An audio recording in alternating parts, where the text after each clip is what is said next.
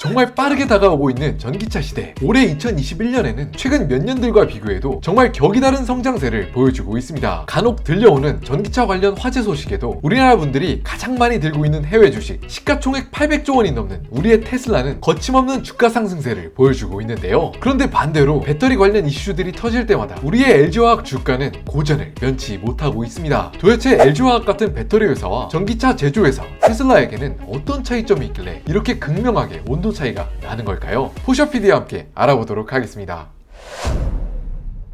미국의 자동차 회사 GM에서 무려 1조 원대의 배터리 결함 관련 리콜이 발생했는데, 안타깝게도 우리나라 LG화학이 공급했던 배터리였고 상당 부분 책임이 인정됐다고 합니다. 이런 비보가 이어지면서 한때 시가총액이 80조 원이 넘었던 LG화학은 무려 주가가 10% 넘게 빠지는 안타까운 일들이 이어졌죠. 빠진 시가총액으로 따지면 약 10조 원이 넘는데, 이는 약 10여 년 전 토요타가 최악의 리콜 사태로 주가가 약 14%가 빠졌던 역사 속 순간이 떠오르기도 하는데요. 물론 그런 낙폭이 워낙 컸는지 최근 1, 2주 들어서 LG화학의 주가는 다시 상승하고 있습니다. 그런데 이런 LG화학의 주가는 아직 턱없이 기대에 못 미치는 수준이라고 하는데요. 그 이유는 LG화학이 아직은 100% 소유하고 있는 배터리 분야만 따로 물적 분할해서 떼어놓은 에너지 솔루션의 기업 같지만 약 100조 원 정도로 추산된다고 합니다. 이런 100조 원이라는 수치는 그냥 나온 것이 아니라 글로벌 전기차 배터리 시장 1위를 놓고 0.5% 단위로 엄청난 접전을 벌이고 있는 중국의 배터리 회사 CATL의 시가총액이 무려 1조 위안, 한국 돈으로 약 180조 원이라는 걸 생각해 보았을 때 배터리를 고스란히 가지고 있고 또 다른 돈이 되는 여러 사업부를 가지고 있는 LG화학의 시가총액이 고작 50조 원, 60조 원밖에 안 하니까 너무나 저평가되었다는 말들이 괜한 말들은 아닌 것 같습니다. 사실 전기차에서 이렇게 배터리가 문제가 되는 것은 배터리 제조사만이 아니라 테슬라와 같은 전기차 제조회사에서도 일어나는 일인데, 그런데 똑같이 이렇게 문제가 되었던 테슬라의 주가는 요즘 정말 천장을 뚫고 훨훨 날아가고 있습니다. 시가총액이 700조, 800조 하는 회사인데 최근 몇 주 동안 10%가 올랐어요. 저는 개인적으로 해외 주식에도 굉장히 관심이 많아서 우리나라 분들이 어떤 해외 주식을 가장 많이 사나 주기적으로 확인해보고 있는데, 놀랍게도 그 주인공은 테슬라입니다. 보유 규모가 말이 안 되는 게 애플이나 아마존, 구글을 다 합쳐도 테슬라에 못 미치는 것을 볼 수 있죠. 새삼 우리나라 분들이 정말 발빠르고 똑똑하신 것 같습니다. 사실 앞으로 전기차의 시대가 도래한다는 것은 그 누구도 반박하기 어려운 추세인데, 이렇게 엄청나게 커질 전기차 시장에서 단일 부품으로 가장 큰 가격을 차지하는 것은 역시 배터리입니다. 그런 기대를 품었기 때문에 2021년은 2차 전지의 해라고 불려도 될 만큼 2차 전지 관련 회사들의 주가가 큰 폭으로 뛰는 모습을 보여주었죠. 그런데 이런 특정 회사의 특정 배터리가 문제가 될 때마다 특히 배터리 회사들의 주가가 가장 많이 빠지는 이유는 바로 이 배터리 공정에 굉장히 재밌는 비밀이 숨겨져 있기 때문인데요. 흔히 이런 전기차 배터리 회사 점유율 순위를 보면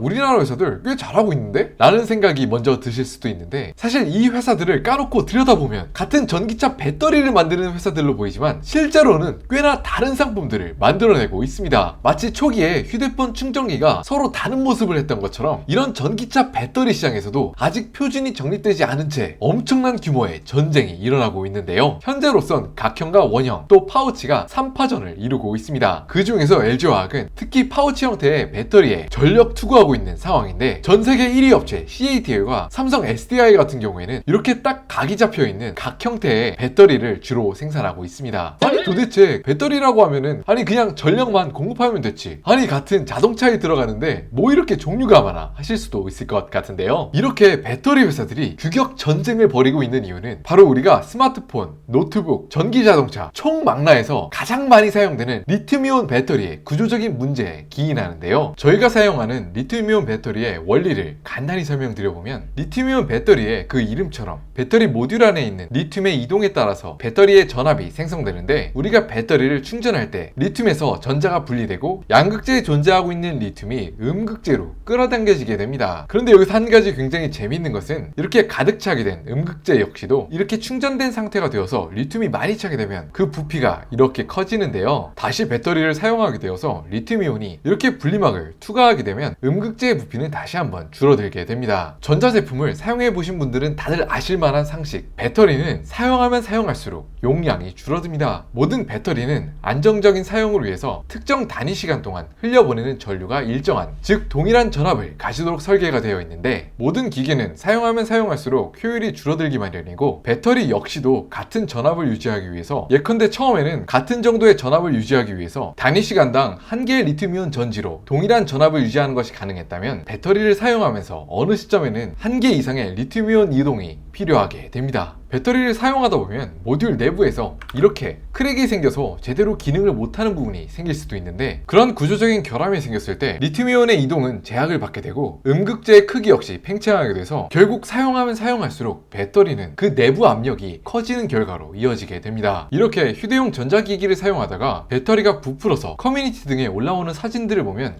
이제는 왜 이렇게 배터리가 부푸는지 아실 수 있으실 것 같습니다. 이렇게 배터리 충전과 사용 과정에서 리튬이온이 이동하며 업계 전문용어로 상처 모양이 마치 나뭇가지를 닮았다고 하여 덴드라이트라고 부르는데요. 이렇게 배터리를 사용하면서 생기게 되는 덴드라이트를 통해서 반응성이 워낙 높기에 만나선 안 되는 전극과 전해질 사이에 큰 반응이 일어나면 화재가 유발되는 것입니다. 자칫 사용할 때 위험해질 수 있는 배터리를 안전하게 사용하기 위해서 인류는 여러 방면에서 고민해 왔는데요. 그 고안된 방법 중 하나는 이렇게 각이진 알루미늄 캔 안에 배터리 모듈을 보관하여 이음새는 용접으로 마무리해 외부 충격 또한 내부 압력에 모두 대응할 수 있는 그런 훌륭한 안정성 있는 배터리를 개발하는 데 성공했습니다. 하지만 한 가지 단점이 있다면, 배터리 업계의 또 다른 표준 파우치형 배터리에 비해서 구조 특성상 더 낮은 밀도로 배터리 모듈을 직접 해야 한다는 단점이 있습니다. 그에 반하여 또 다른 업계 표준인 파우치형 배터리의 경우에는 배터리 모듈을 아주 튼튼한 산업용 필름으로 겹겹이 싸서 본딩을 통해 포장을 마무리합니다. 실제로 배터리 모듈과 파우치형 배터리는 이렇게 생겼습니다. 여기까지만 들으시면 이런 생각을 하실 수도 있으실 것 같습니다. 아니, 배터리란 게 사용하다 보면 위험할 수도 있다며, 게다가 전기 자동차라면 80km, 100km로 달릴 수도 있는데 그때 터진다? 상상만 해도 끔찍한데 안정성이 훨씬 더 중요한 거 아니야? 하고 말입니다. 그런데 실제로 글로벌로 가장 많이 팔리고 있는 전기차의 배터리 형태를 찾아보면 이런 파우치 형태의 배터리가 가장 많이 실리고 있는 것을 확인할 수 있는데요. 역시 이런 배터리에 선택을 가른 것은 용량 때문이었습니다. 파우치형 배터리를 채택한 테슬라 S 모델 같은 경우에는 한 번 충전 시 무려 400km를 넘게 운전할 수 있는데, 각형 배터리를 채택한 BMW의 경우에는 그 운행거리가 약 160km에 머무르는 것을 확인할 수 있습니다. 100km대면은 정말 너무 짧아서 어느 곳 하나 쉽게 갈 수는 없을 것 같습니다. 그런데 여기서 표준 전쟁은 끝난 것이 아니죠. 지금 당장 파우치형 배터리가 가장 선진화된 모델이다, 가장 잘 나간다, 마음 놓고 볼 수만은 없는 것이, 이렇게 파우치형 배터리를 채택한 자동차의 화재 사건이나 안정성 문제로 리콜 문제가 터질 때마다 엄청나게 주가가 떨어지는 모습을 보면 아직도 배터리 규격에 대한 표준의 논란은 계속되고 있고, 최근 폭스바겐이 파우치형 배터리를 기반한 전기차를 만들겠다고 했다가 갑자기 노선을 급선회하여 각형 배터리로 변경한 것처럼 배터리 규격 전쟁에서 누가 이길지는 아직 모른다고 할 수 있을 것 같습니다. 사실 폭스바겐과 같은 자동차 조립업체의 경우에는 물론 배터리를 변경하는 것이 어느 정도 손해를 감수해야 하는 일이긴 하지만, 배터리의 표준을 결정하고 그에 맞추어서 공장을 다 깔아버린 배터리 업체들의 비할 바는 아닙니다. 그런 배경을 가지고 있기 때문에 이렇게 배터리 관련 이슈가 터질 때마다 자동차 완성업체들보다 이렇게 배터리 제조회사의 주가는 훨씬 더 큰 폭으로 조정을 받게 되는 이유이기도 합니다. 그런데 이런 배터리 규격 논쟁이 일어나게 되면 항상 나오는 이야기가 있는데요. 바로 전해질이 고체로 되어 있기 때문에 리튬이온 전지보다 훨씬 더 안정적이고 훨씬 더 빠른 충전 속도를 보장하는 전고체 배터리입니다. 굉장히 많은 회사들이 전고체 배터리가 미래일 수 있다고 생각하고 있어서 앞다투어 연구개발과 상용화에 열을 올리고 있는데요. 그럼 이렇게 전고체 배터리가 유망하다고 하니, 아니 그럼 이 시점에서 2차전지 배터리 회사 주식들은 많이 올랐으니까 앞으로 유망할 전고체 배터리 주식을 한번 사볼까? 살펴보았더니 와, 벌써 빠르죠? 폭스바겐과 빌 게이츠 형님이 미국의 전고체 배터리 개발 회사로 유명한 퀀텀스케이프에 초기 투자했다고 하는데, 주가를 보니까 와, 벌써 영화 한 장면이 펼쳐진 것을 확인할 수 있죠. 고점이 들어갔으면 무려 80%를 까먹었습니다. 물론 과거의 테슬라처럼 이렇게 단기간에 손해를 볼 수 있을지언정 앞으로 큰 이득을 볼 수 있을지는 모르겠지만, 이런 저처럼 안일한 마음을 가지고 아직 상용화도 안 된 전고체 회사들에 큰 돈을 투자했다면 정말 큰일 날 뻔했습니다. 주가가 무려 80%가 폭락했음에도 미국의 전고체 배터리 개발업체 퀀텀스케이프는 다른 2차전지 업체들보다 한 발 빠른 2024년에 상용화에 성공하겠다는 야심찬 포부를 발표했는데요. 하는데요.